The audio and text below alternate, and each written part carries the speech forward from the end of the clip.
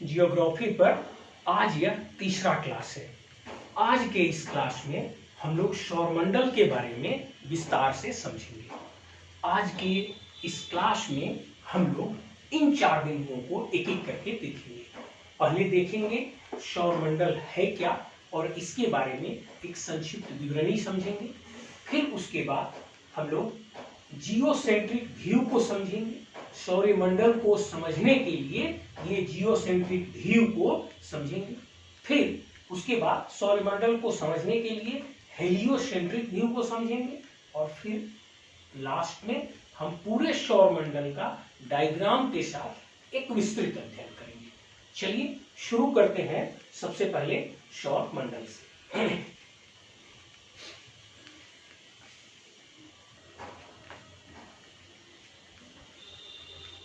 अब देखिए सौरमंडल की परिभाषा को समझिए।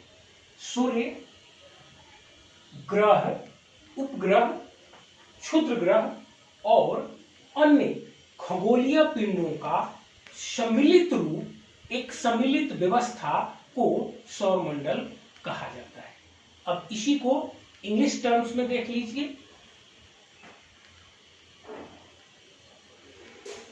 Solar system is a combined system of sun, planets, satellites, planetoids and other celestial bodies।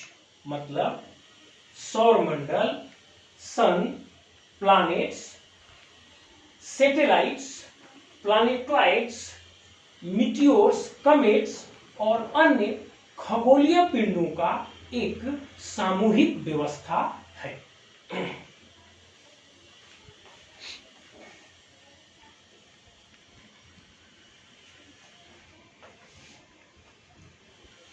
अब देखिए सौरमंडल की व्यवस्था को समझने का जिज्ञासा शुरू से मनुष्य में रही है और विद्वानों के द्वारा इस सौरमंडल की व्यवस्था को समझने के लिए अपने अपने तरीके से प्रयास किए जाते रहे हैं।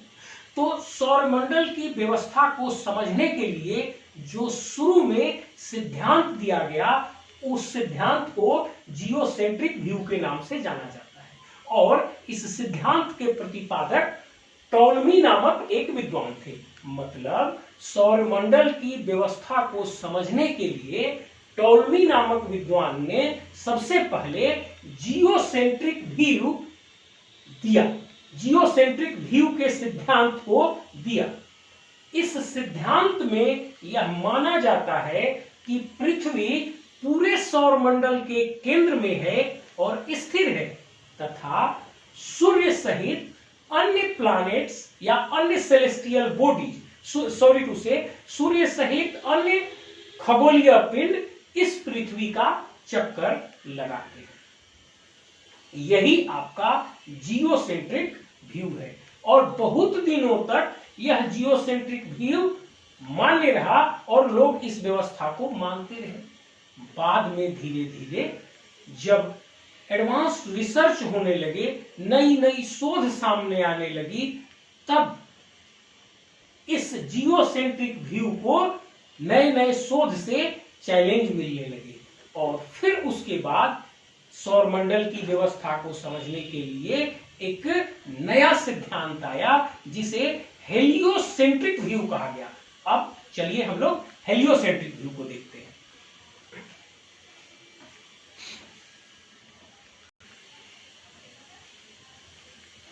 अब बाद में सौरमंडल की व्यवस्था को समझने के लिए एक नया सिद्धांत आया जो कि हेलियोसेंट्रिक व्यू कहा गया। कोपरनिकस नामक विद्वान ने इस हेलियोसेंट्रिक व्यू का प्रतिपादन किया और इस व्यू के अनुसार, इस सिद्धांत के अनुसार सूर्य को सौरमंडल के केंद्र में स्थिर माना गया तथा पृथ्वी सहित अन्य प्लैनेट्स और अन्य सेलेस्टियल बॉडीज इस सूर्य का परिक्रमा करती हैं, चक्कर लगाती हैं, ऐसा इस सिद्धांत में माना गया। मतलब एडवांस्ड रिसर्च जैसे जैसे नए नए खोज होते गए, तब कोपरनिकस नामक विद्वान ने सौरमंडल की व्यवस्था को समझाने के लिए हेलियोसेंट्रिक व्यू नामक एक सिद्धांत दिया, और इस सिद्धांत में उन्होंने बताया कि सूर्य पृथ्वी के केंद्र में है, स्थिर है, और पृथ्वी सहित अन्य समस्त खगोलीय पिंड, सौरमंडल की अन्य समस्त खगोलीय पिंड इस सूर्य के चारों ओर अपना चक्कर लगाती है। और जितने भी अब नए खोज हो रहे हैं, नए रिसर्च हो रहे हैं, वे सभी एडवांस्ड रिसर्च इसी हेलियोसेंट्रिक व्यू का समर्थन करते हैं, और वर्तमान में सौरमंडल की व्यवस्था को समझने के लिए यही हेलियोसेंट्रिक व्यू मान्य और स्वीकार्य है। अब इसके बाद हम लोग पूरे सौरमंडल की व्यवस्था को विस्तार से देखेंगे।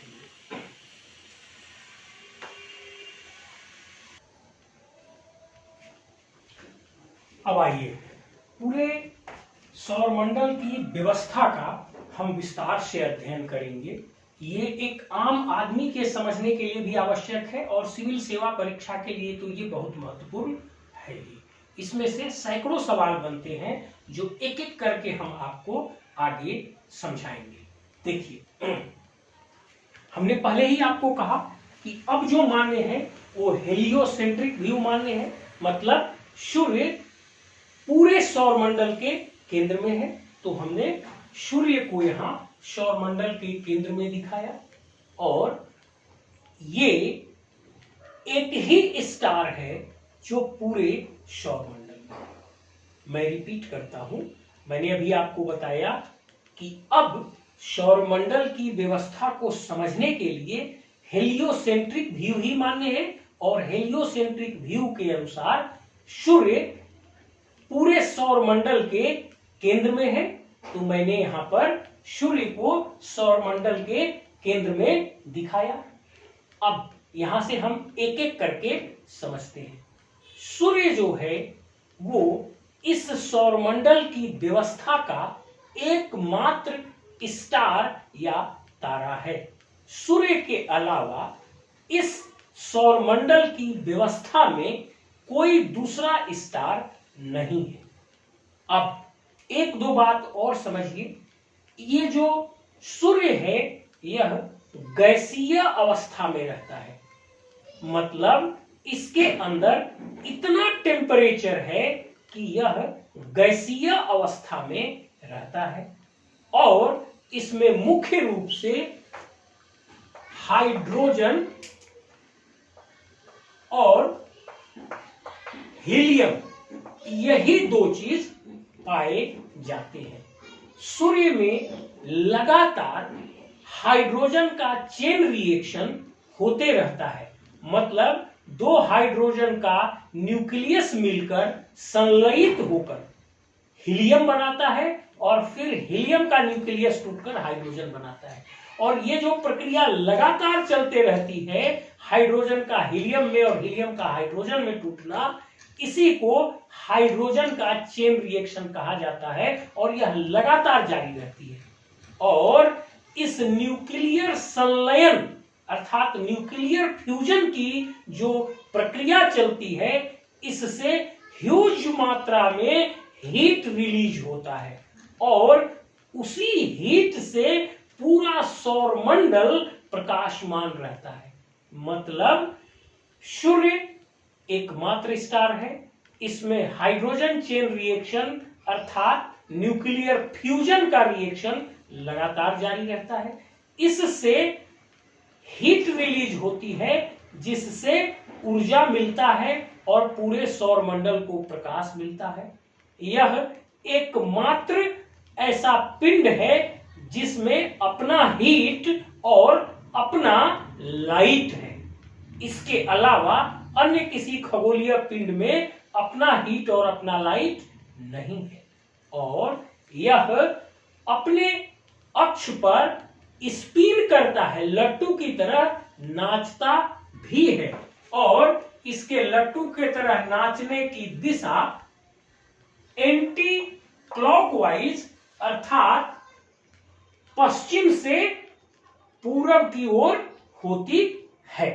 अब हम सूर्य के बाद आगे इसके अन्य खगोलीय पिंडों की ओर बढ़ेंगे।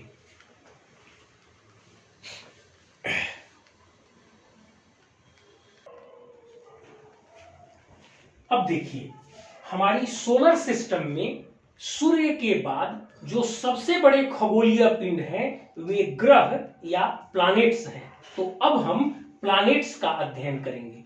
पहले मैं एक तरफ से पूरे प्लैनेट्स के बारे में बताऊंगा, फिर एक एक प्लैनेट्स के बारे में मैं अलग अलग डिस्क्राइब करूंगा। देखिए, शुरू में ये माना जाता था कि सूर्य के चारों तरफ 9 ग्रह अर्थात 9 प्लैनेट्स घूमते हैं या परिक्रमा करते हैं। मतलब शुरू में यह माना जाता था कि हमारे सौरमंडल सिस्टम में 9 प्लैनेट्स हैं और वे प्लैनेट्स सूर्य से दूरी के क्रम में इस प्रकार है: बुध, शुक्र, पृथ्वी, मंगल, बृहस्पति, शनि, यूरेनस, नेपच्यून एंड प्लूटो। इनका इंग्लिश में एक बार मैं नामकरण कर देता हूं।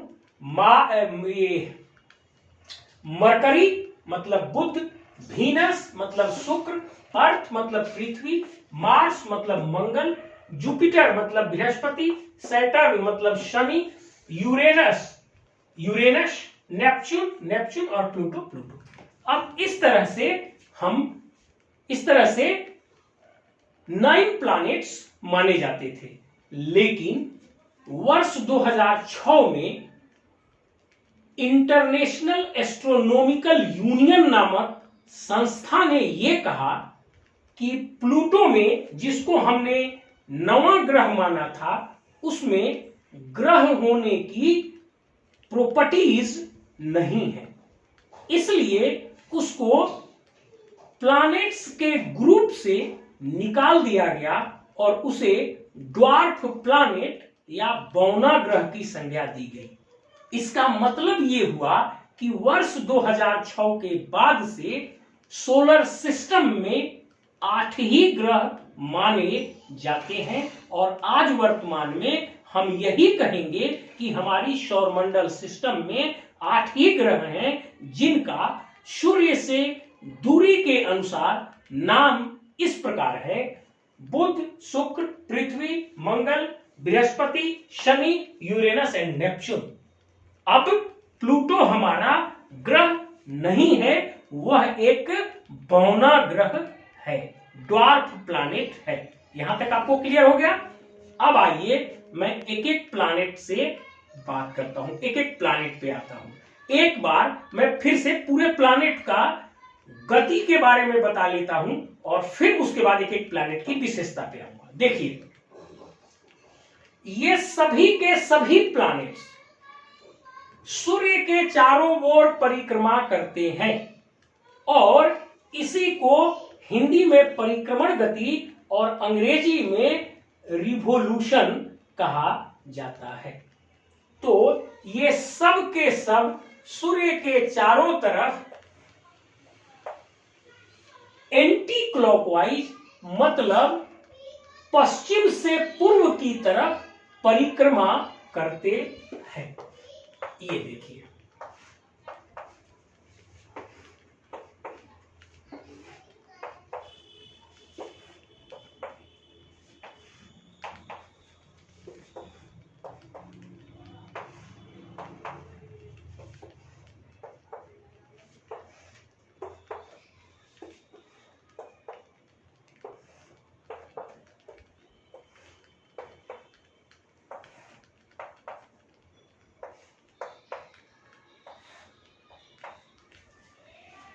देखिए, ये जितने भी प्लैनेट्स हैं, मतलब जो वर्तमान में 8 प्लैनेट्स माने जाते हैं, ये सभी के सभी सूर्य के चारों तरफ एंटी क्लॉकवाइज डायरेक्शन में मतलब पश्चिम से पूरब की दिशा में परिक्रमा करते हैं और इसीलिए मैंने उसी तरह से एरो बना दिया है, जिससे आपको पता चले कि इनके परिक्रमण का पथ जो है वो क्या है। अब ये न केवल सूर्य के चारों तरफ परिक्रमा करते हैं बल्कि अपने अक्ष पर, अपने एक्सिस पर लट्टू की तरह नाचते भी हैं। मतलब ऐसे नाचते नाचते सूर्य का परिक्रमा करते हैं। सूर्य ऐसे बीच में रहता है, ऐसे बीच में, और ये ऐसे स्पिन की तरह, लट्टू की तरह नाचते नाचते नाचते नाचते नाचते नाचते ऐसे घूम के परिक्रमा करते हैं। मतलब केवल ऐसे परिक्रमा नहीं करते, ये अपने एक्सिस पर लट्टू की तरह स्पिन करते हैं, नाचते हैं, और ऐसे नाचते हुए सूर्य का परिक्रमा करते हैं। तब इनके वो जो स्पिन करते हैं अपने एक्सिस पर, उसको घूर्णन गति या रोटेशन मोशन कहा जाता है। हिंदी में घूर्णन गति और अंग्रेजी में रोटेशन मोशन कहा जाता है। अब केवल दो ऐसे प्लैनेट हैं जिनकी रोटेशन गति उल्टी है, बाकी अन्य सभी प्लैनेट इसी दिशा में रोटेट भी करते हैं।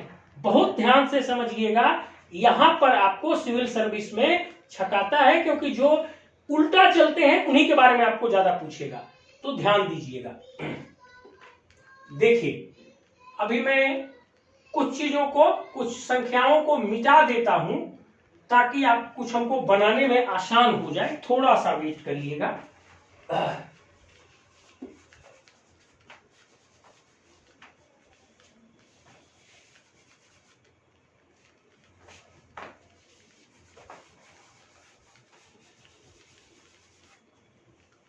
अब मैं प्लूटो को मिटा दे रहा हूं, क्योंकि हम लोग अब उसको मानते नहीं हैं, तो इसको यहां से हम मिटा देते हैं। ये बौना ग्रह की श्रेणी में है हमारे पास। अब देखिए, ये जो इनकी जो रोटेशन होती है, वो मैंने बताया दो की केवल विपरीत होती है, बाकी सभी का रोटेशन भी इसी दिशा में होता है। अब देखिए, ये बुध है, बुध का रोटेशन भी पश्चिम से पूरब होता है। पृथ्वी का भी रोटेशन पश्चिम से पूरब होता है। मंगल का भी रोटेशन पश्चिम से पूरब होता है। जुपिटर मतलब बृहस्पति का भी जो घूर्णन है वो पश्चिम से पूरब होता है।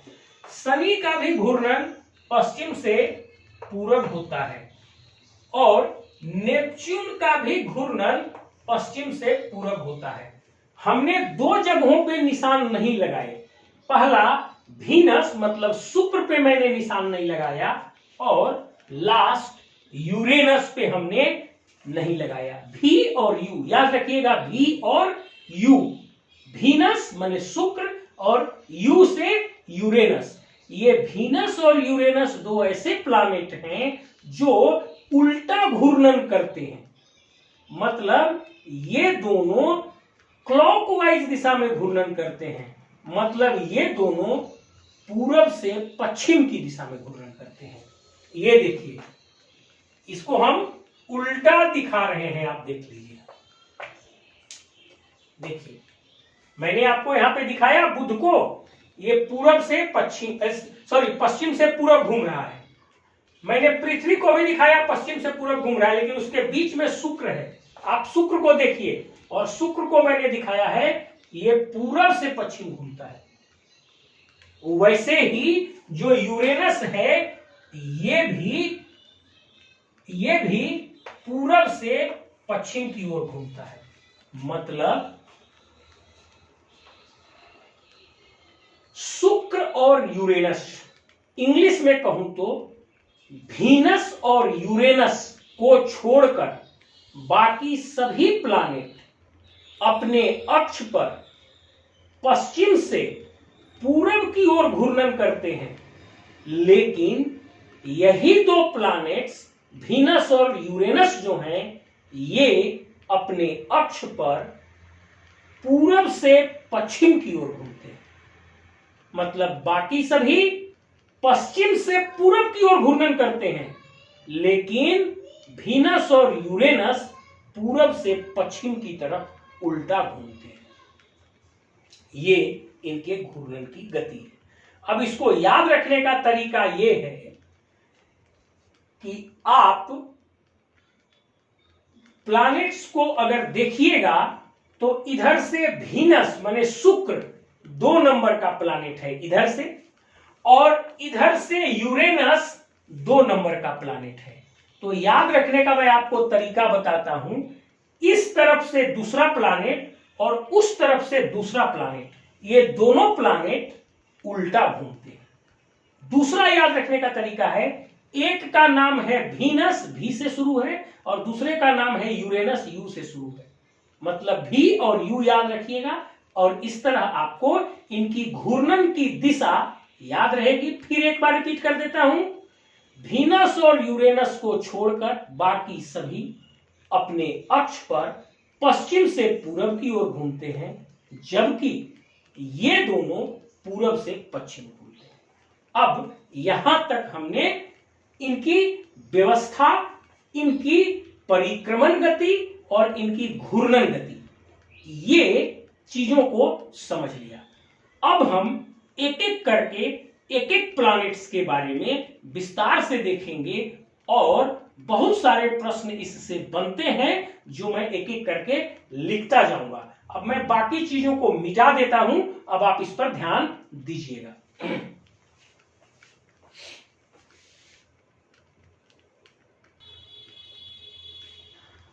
अब देखिए, हम लोग एक एक करके एक एक प्लैनेट्स के बारे में समझने की कोशिश करेंगे। सबसे पहला है मरकरी या बुध। यह सूर्य के सबसे निकट का प्लैनेट है और यह पूरे सौर मंडल का सबसे छोटा प्लैनेट भी है। अब चूंकि यह सबसे छोटा है, इसलिए इसकी गुरुत्वाकर्षण शक्ति इतनी नहीं है कि ये अपने चारों ओर वायुमंडल को रोककर रख सके। इसलिए बुध के चारों ओर कोई वायुमंडल नहीं है। अब यही कारण है कि चूंकि यह सूर्य के सबसे निकट है और कोई वायुमंडल नहीं है, तो दिन को यह सबसे अधिक ऊष्मा रिसीव करता है और रात को सबसे अधिक ऊष्मा रिलीज भी कर देता है। इस प्रकार सबसे बड़ा मतलब सबसे अधिक टेम्परेचर ऊपर की ओर और सबसे कम टेम्परेचर नीचे की ओर, इसी का जाता है। तो सबसे मैक्सिमम रेंज ऑफ टेम्परेचर भी बुध का ही होता है। अब क्या क्या हमने 4 चीज देखा, बुध क्या क्या है, तो सबसे छोटा है, स्मॉलेस्ट है। उसके बाद दूसरा सबसे नियरेस्ट है, मतलब सबसे निकट है। तीसरा वायुमंडल नहीं है, नो एटमॉस्फियर, वायुमंडल नहीं है। और चौथा है अधिकतम तापीय विस्तार। अधिकतम तापीय विस्तार मतलब maximum temperature range, maximum temperature range. तो अब इसको समराइज कर देता हूं। बुध सूर्य का निकटतम प्लैनेट है, नियरेस्ट है। दूसरा यह स्मॉलेस्ट है, पूरे प्लैनेट्स में सबसे छोटा है। तीसरा छोटा होने के कारण इसकी गुरुत्वाकर्षण शक्ति कम होने के कारण कोई वायुमंडल नहीं है। और चूंकि कोई वायुमंडल नहीं है, इसलिए इसका तापीय विस्तार टेम्परेचर रेंज सबसे अधिक है, मतलब सबसे अधिक गर्म और सबसे अधिक ठंडा ये होता है।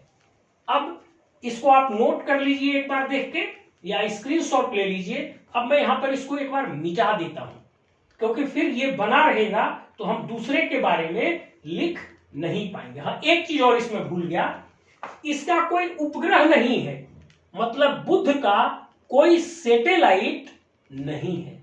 बुध के चारों ओर चक्कर लगाने वाला कोई उपग्रह नहीं है, मतलब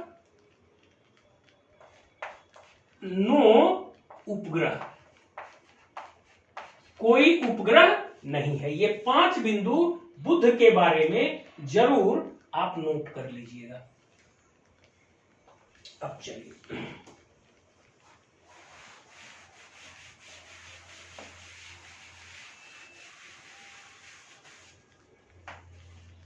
अब आइए, दूसरा प्लैनेट है शुक्र या वीनस। सूर्य से दूसरे नंबर का प्लैनेट है शुक्र। यह बुध से कुछ बड़ा है और इसका आकार लगभग पृथ्वी के समान है। शुक्र का आकार लगभग पृथ्वी के समान है और इसमें इतनी गुरुत्वाकर्षण शक्ति होती है कि इसके चारों ओर वायुमंडल रहता है। अब वायुमंडल सूर्य से आने वाली किरणों को आने तो देता है, लेकिन लौटते समय उसको रोकता है। इसको ग्रीन हाउस इफेक्ट कहते हैं और इसके कारण ताप तो अंदर आया लेकिन जा नहीं पाएगा लौट के, तो इससे इसका टेम्परेचर बहुत अधिक हो जाता है और इसका भी कोई उपग्रह नहीं है। तो अब मैं इसको समराइज करता हूं। ये सूर्य की ओर से दूसरा प्लैनेट है, सेकेंड प्लैनेट है। दूसरा ये बुध से बड़ा है और लगभग पृथ्वी के जैसा है। तो मैं लिख देता हूं यहां पे लगभग पृथ्वी के जैसा है। अब जो है तीसरा, इस पर वायुमंडल है।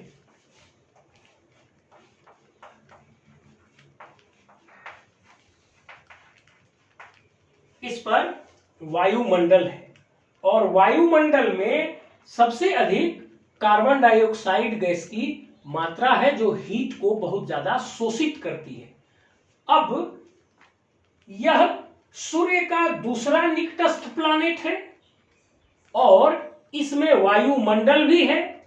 मतलब इसको इधर के जितने भी प्लैनेट्स हैं उसकी तुलना में ज्यादा उष्मा मिलेगी। हालांकि बुध को शुक्र की तुलना में, हालांकि बुध को जो कि पहला नंबर का प्लैनेट है, शुक्र की तुलना में अधिक हीट मिलती थी, अधिक उष्मा मिलती थी, लेकिन इस पर वायुमंडल नहीं था जो कि उस उष्मा को रोक के रख सके, इसलिए उसका टेम्परेचर उतनी तेजी से गिर भी जाता था। लेकिन अगर सूर्य से दूरी के क्रम में आप देखिएगा तो ये बुध के बाद दूसरा निकटस्थ प्लैनेट है, सेकेंड निकटस्थ है। इसका मतलब बुध के बाद अब सबसे ज्यादा उष्मा जो मिलेगी वो शुक्र को मिलेगी। लेकिन बुध पर तो वायुमंडल नहीं था, लेकिन शुक्र पर वायुमंडल है और वायुमंडल में कार्बन डाइऑक्साइड जैसी ग्रीन हाउस गैसेज की अधिकता है। तो शुक्र पर जो सूर्य की किरणें मिलेंगी, उस जो उष्मा आएगी उसको वायुमंडल रोक कर रखने का भी काम करेगा और इस तरह से शुक्र का जो टेम्परेचर है वो सबसे अधिक हो जाएगा, यहां तक कि बुध से भी ज्यादा हो जाएगा, क्योंकि बुध के पास उष्मा अधिक मिली थी लेकिन रोक कर रखने की क्षमता नहीं थी। लेकिन शुक्र पर बुध से थोड़ी कम उष्मा मिलती है, लेकिन शुक्र को उस उष्मा को रोक कर रखने की क्षमता है, क्योंकि शुक्र में वायुमंडल है। इसलिए शुक्र का टेम्परेचर सभी प्लैनेट्स से अधिक होता है, यहां तक कि बुध से भी अधिक होता है। इसका मतलब ये हुआ कि वीनस जो है वो हॉटेस्ट, मतलब सबसे गर्म प्लैनेट होगा। हॉटेस्ट, सबसे गर्म प्लैनेट आपका शुक्र होगा। अब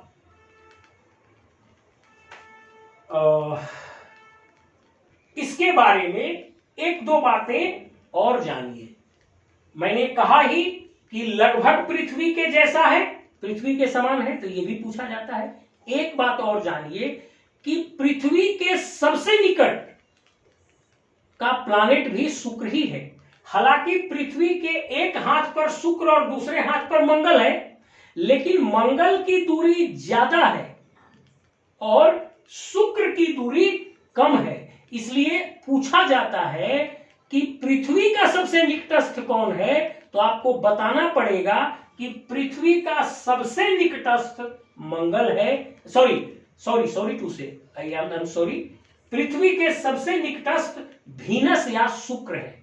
पृथ्वी के सबसे निकटस्थ प्लैनेट वीनस या शुक्र है। अब जो है तो ये हो गया। अब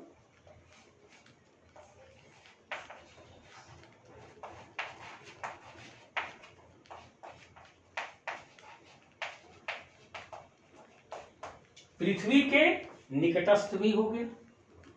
अब इसको मॉर्निंग स्टार कहा जाता है। जब आप सुबह में उठिएगा तो पश्चिम की तरफ एक चमकता हुआ तारा की तरह दिखाई देगा। हालांकि ये तारा नहीं है, हालांकि ये स्टार नहीं है, लेकिन सुबह में भोर में यह पश्चिम की तरफ चमकता हुआ दिखाई देता है तारे के जैसा। इसीलिए इसको भोर का तारा या मॉर्निंग स्टार भी कहा जाता है। भोर का तारा या मॉर्निंग स्टार भी कहा जाता है। अब चूंकि ये जो है सबसे ज्यादा चमकीला प्लैनेट भी यही है।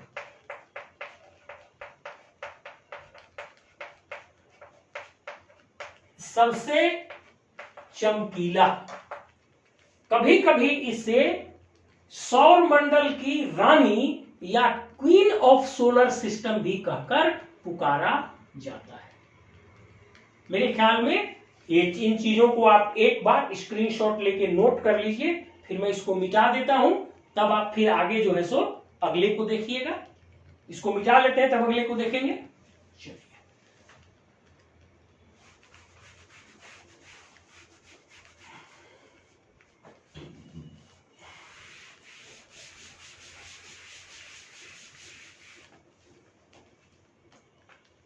अब देखिए हम तीसरे नंबर के प्लैनेट्स अर्थात पृथ्वी पर आते हैं, अर्थ पर आते हैं। पृथ्वी जो है ये सूर्य की ओर से तीसरा निकटस्थ प्लैनेट है, थर्ड निकटस्थ प्लैनेट है। अच्छा, पृथ्वी जो है वो किसके जैसा है, तो शुक्र के समान है। ये हम आपको ऑलरेडी बता चुके हैं, इसलिए इस पॉइंट को यहां पर नहीं लिखेंगे। अब आगे बढ़ते हैं। पृथ्वी पर वायुमंडल है, ठीक है। इस वायुमंडल में ऑक्सीजन की मात्रा काम भर है, पर्याप्त है, इसीलिए पृथ्वी पर जीव पाए जाते हैं। अब चूंकि पृथ्वी पर ऑक्सीजन, पृथ्वी के वायुमंडल में ऑक्सीजन पर्याप्त मात्रा में है, जिसके कारण पृथ्वी पर जीव पाए जाते हैं, इसीलिए इसको लिविंग प्लैनेट भी कहा जाता है। और यही एक ऐसा प्लैनेट है जिस पर जीव पाए जाते हैं, तो इसको लिविंग प्लैनेट कहा जाता है। अब जब आप स्पेस से फोटोग्राफ लीजिएगा पृथ्वी का, तो ये ब्लू दिखाई देता है, नीला दिखाई देता है, क्योंकि पृथ्वी के 71% क्षेत्रफल पर समुद्र है और पानी का रंग नीला होने के कारण आसमान से ली गई फोटोग्राफ में इसकी तस्वीर नीली दिखाई देती है, इसलिए इसको ब्लू प्लैनेट भी कहा जाता है। क्लियर है? और चूंकि इसमें भी वायुमंडल है, तो इसमें भी ग्रीन हाउस इफेक्ट होगा, और सूर्य से आने वाली उष्मा को उतना आसानी से ये वापस लौटने नहीं देगा, वायुमंडल रोक कर रखेगा, ताकि पृथ्वी के सतह का टेम्परेचर एक समान बनाए रखा जा सके, ताकि इस पर जीव जिंदा रह सके। अगर पर्यावरण यहां पर भी नहीं होता तो जीव का रहना संभव नहीं हो पाता, क्योंकि टेम्परेचर शूट होता बहुत ज्यादा, रेंज ज्यादा हो जाता। चूंकि पर्यावरण है मतलब इसके पास ग्रीन हाउस इफेक्ट है। पर्यावरण सूर्य से आने वाली एनर्जी को अंदर तो आने देता है आसानी से, लेकिन उतनी आसानी से निकलने नहीं देता, जिसके कारण पृथ्वी का टेम्परेचर लगभग एक समान बना रहता है। और यही कारण है कि यहाँ पे जीने लायक तापमान रहता है और पृथ्वी पर जीव रह पाते हैं। अब जो है अगला प्लैनेट है, चौथा प्लैनेट है मार्स या मंगल।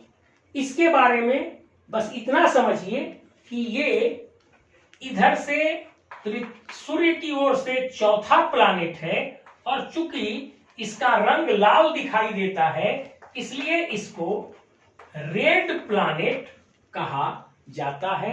और पृथ्वी की तुलना में ये थोड़ा बड़ा भी है। यहां तक मेरे ख्याल में आपको क्लियर हो गया होगा। अब जुपिटर के बारे में देखिए, तो जुपिटर ये पांचवा प्लैनेट है, ये फिफ्थ प्लैनेट है, इधर से पांचवा प्लैनेट है, ये लार्जेस्ट प्लैनेट है, मतलब सबसे बड़ा प्लैनेट है। इससे बड़ा कोई प्लैनेट इस वायुमंडल में नहीं है। अब इसके आगे चलते हैं शनि पर। शनि जो है ये छठवां प्लैनेट है, सिक्स्थ प्लैनेट है, और यह बृहस्पति के बाद दूसरा सबसे बड़ा है। मतलब बृहस्पति के बाद इसको सेकेंड लार्जेस्ट प्लैनेट कहा जाता है। अब इसके चारों ओर काले रंग की वलय है, शनि के चारों ओर काले रंग का वलय है। इसी के कारण इसका रंग ब्लैक या काला दिखाई देता है। इस तरह से शनि तक पहुंच गए। अब एक बात जो मैं बताना भूल गया था वो यहां से फिर से बता देता हूं। मरकरी मतलब बुध और वीनस मतलब शुक्र, इन दोनों प्लैनेट के, इन दोनों ग्रहों के कोई भी उपग्रह नहीं थे। मतलब इन दोनों प्लैनेट के कोई सैटेलाइट नहीं थे। और पृथ्वी का एक सैटेलाइट है जिसको चंद्रमा कहते हैं। पृथ्वी का एक उपग्रह है जिसको चंद्रमा कहते हैं। अब इसके आगे सभी प्लैनेट्स के, मतलब पृथ्वी से शुरू करके आगे सभी प्लैनेट्स के कोई ना कोई सैटेलाइट्स अर्थात उपग्रह हैं। फिर रिपीट कर देता हूं, पृथ्वी से शुरू करके आगे की ओर बढ़ने पर सभी प्लैनेट्स के कोई ना कोई सैटेलाइट अर्थात उपग्रह हैं। अब कुछ दिन पहले तक ये माना जाता था कि जुपिटर अर्थात बृहस्पति के सबसे अधिक प्लैनेट्स हैं, लेकिन अब ये माना जाता है कि सैटर्न अर्थात शनि के सबसे अधिक प्लैनेट्स हैं। तो ये दो बात याद रखिएगा, बुध और शुक्र के कोई सैटेलाइट अर्थात उपग्रह नहीं है, और शनि के सबसे अधिक सैटेलाइट अर्थात उपग्रह हैं। अब आते हैं यूरेनस पर। यूरेनस जो है ये आपका सातवां प्लैनेट है, इधर से ये सेवेंथ प्लैनेट है। ये अपने एक्सिस पर सबसे अधिक झुका हुआ है। ये अपने एक्सिस पर सबसे अधिक झुका हुआ है।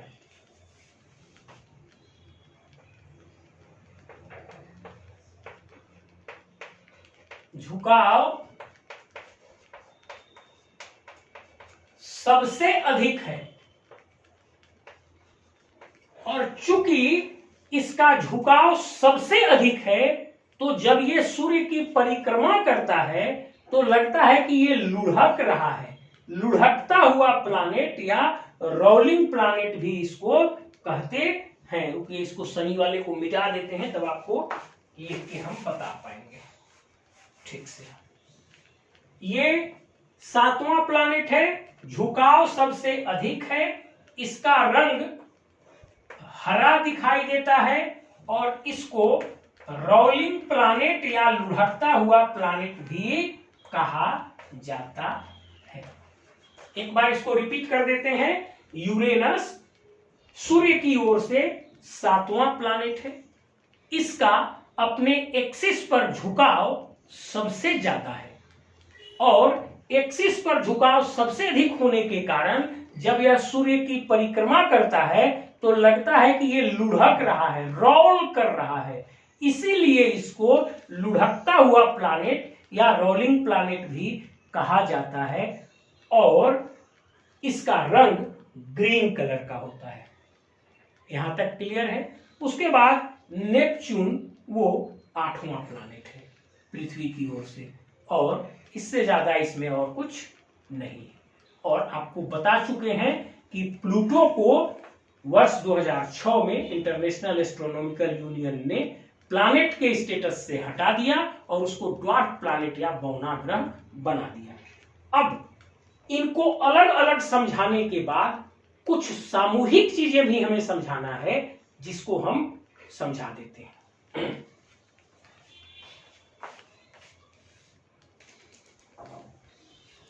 अब देखिए, सभी प्लैनेट्स को अलग अलग समझने के बाद कुछ और सामूहिक बातें रह गई थी जिसको समझना आवश्यक है और जो अक्सर सिविल सेवा की परीक्षा में पूछा जाता है। देखिए, पृथ्वी के पीछे सूर्य की तरफ जो 2 प्लैनेट हैं, बुध और शुक्र, इनको इंफेरियर प्लैनेट या कनिष्ठ प्लैनेट कहा जाता है। अब पृथ्वी को छोड़कर पृथ्वी से आगे की ओर जितने भी प्लैनेट हैं, मंगल से लेकर नेपच्यून तक, इन 5 प्लैनेट को सुपेरियर या वरिष्ठ प्लैनेट कहा जाता है, और पृथ्वी न तो इंफेरियर प्लैनेट में शामिल है और न ही सुपेरियर प्लैनेट में। तो एक बात याद रखिएगा कि पृथ्वी के पीछे सूर्य की ओर जो 2 प्लैनेट हैं, बुध और शुक्र, इनको इंफेरियर या कनिष्ठ प्लैनेट कहा जाता है, और पृथ्वी को छोड़कर इससे आगे की ओर जो 5 प्लैनेट हैं, मंगल से लेकर नेपच्यून तक, इन 5 प्लैनेट्स को एक्सटर्नल प्लैनेट सुपेरियर प्लैनेट पृथ्वी को छोड़कर पृथ्वी से आगे की ओर जो 5 प्लैनेट हैं, मंगल से लेकर नेपच्यून तक, इन 5 प्लैनेट्स को सुपेरियर प्लैनेट या वरिष्ठ प्लैनेट कहा जाता है, और पृथ्वी न तो इंफेरियर में शामिल है और न सुपेरियर में शामिल है, बल्कि पृथ्वी पॉइंट ऑफ रेफरेंस है, उससे पीछे वाले इंफेरियर और उसके आगे वाले सुपेरियर। पृथ्वी न तो इंफेरियर में है न सुपेरियर में है। अब एक दूसरा समूहन किया जाता है, आंतरिक और बाह्य का समूहन। देखिए, आप जुपिटर को देख रहे हैं, ये सबसे बड़ा प्लैनेट है, तो ऐसा लगता है कि ये एक पर्दे जैसा है जिससे इधर सब ढके हुए हैं। तब इससे याद रखिएगा कि जुपिटर जो सबसे बड़ा प्लैनेट है, जिससे लगता है कि पर्दे के जैसा पीछे वाले ढके हुए हैं, तो जुपिटर से पीछे जो 4 प्लैनेट हैं, मतलब बृहस्पति से पीछे जो 4 प्लैनेट हैं, बुध, शुक्र, पृथ्वी और मंगल, इनको आंतरिक ग्रह या इंटरनल प्लैनेट कहा जाता है।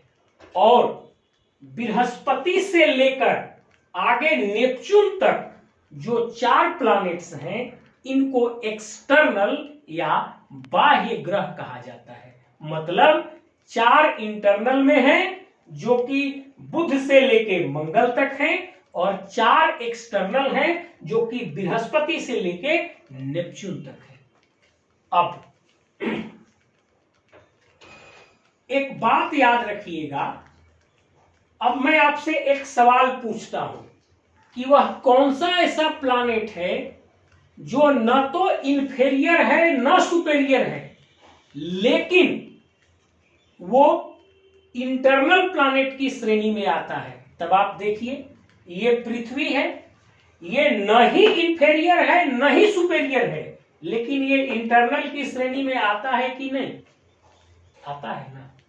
अब आपसे अगला सवाल पूछा जाएगा कि वो कौन सा ऐसा प्लैनेट है जो सुपेरियर प्लैनेट की श्रेणी में आता है और इंटरनल की भी श्रेणी में आता है। तब आप देखिए, मंगल पर देखिए, मंगल सुपेरियर प्लैनेट की भी श्रेणी में आएगा और मंगल इंटरनल प्लैनेट की भी श्रेणी में आएगा। तो मंगल एकमात्र प्लैनेट है जो इस कैटेगराइजेशन के अनुसार सुपेरियर प्लैनेट भी है और इंटरनल प्लैनेट भी है। इस तरह से आपसे घुमा घुमा के कई सवाल पूछे जा सकते हैं। अब हम इसको समराइज करते हैं। सूर्य के सबसे निकटस्थ प्लैनेट मरकरी या बुध। सूर्य एक बार जस्ट हम समराइज कर लेते हैं, जो कि अलग अलग तरीके से प्रश्न हम लोगों से पूछे जा सकते हैं सिविल सेवा में। चलिए इसको देख लेते हैं। सूर्य के सबसे निकटस्थ प्लैनेट तो मरकरी या बुध। सूर्य के सबसे निकटस्थ प्लैनेट तो मरकरी या बुध। सूर्य से सबसे दूरस्थ मतलब फारदेस्ट प्लैनेट तो नेपच्यून। अब सौरमंडल का सबसे छोटा प्लैनेट तो बुध या मरकरी। सौरमंडल का सबसे बड़ा प्लैनेट तो जुपिटर या बृहस्पति। अब रेड प्लैनेट किसे कहेंगे? तो मंगल को रेड प्लैनेट कहेंगे। ब्लू प्लैनेट किसे कहेंगे? तो पृथ्वी को ब्लू प्लैनेट कहेंगे। लिविंग प्लैनेट किसे कहेंगे? तो पृथ्वी को कहेंगे। सबसे हॉटेस्ट प्लैनेट किसे कहेंगे? तो वीनस को कहेंगे। सबसे चमकीला प्लैनेट किसे कहेंगे? तो वीनस को कहेंगे। भोर का तारा किसे कहेंगे? तो वीनस को कहेंगे। इसी तरह से ब्लैक प्लैनेट किसे कहेंगे? तो सैटर्न को कहेंगे। कौन सा ऐसा प्लैनेट है जिसके चारों ओर काला वलय है, ब्लैक रिंग है? तो सैटर्न को कहेंगे। अब सबसे अधिक उपग्रह किसके हैं? तो सैटर्न के हैं। अब सबसे ज्यादा झुकाव किस प्लैनेट का है? तो यूरेनस का है। लुढ़कता हुआ या रोलिंग प्लैनेट किसे कहते हैं? तो यूरेनस को कहते हैं। ड्वार्फ प्लैनेट किसे कहते हैं? तो प्लूटो को कहते हैं। इस प्रकार से मिक्स करके आपसे सवाल पूछे जाएंगे और मेरे समझ से आप इसका जवाब देने में सक्षम भी होंगे। अब एक चीज छूट गया है जिसको आप देख लीजिए। प्लैनेट्स तो हुए, ड्वार्फ प्लैनेट या बौना प्लैनेट भी हुआ, लेकिन कुछ प्लैनेट के छोटे छोटे टुकड़े हैं, वो भी प्लैनेट के जैसा व्यवहार करते हैं। इन 8 प्लैनेट्स के अलावा प्लैनेट्स के कुछ छोटे छोटे टुकड़े भी हैं जो प्लैनेट्स के जैसा व्यवहार करते हैं और सूर्य के चारों ओर लगातार परिक्रमा भी करते हैं। इनको प्लैनेटॉइड्स या क्षुद्र ग्रह भी कहा जाता है। और ये जो हैं, ये इस बीच में यहां पर आंतरिक और बाह्य प्लैनेट के बीच में, मतलब मंगल और बृहस्पति के बीच में प्लैनेट के छोटे छोटे टुकड़े लगातार सूर्य की परिक्रमा करते रहते हैं। इन्हीं को क्षुद्र ग्रह या प्लैनेटॉइड्स कहा जाता है। और इनको याद रखने का सबसे बेहतरीन तरीका है कि आंतरिक ग्रह एक तरफ, बाह्य ग्रह एक तरफ, बीच में छोटे छोटे ग्रह के टुकड़े जिनको क्षुद्र ग्रह या प्लैनेटॉइड्स कहा जाता है।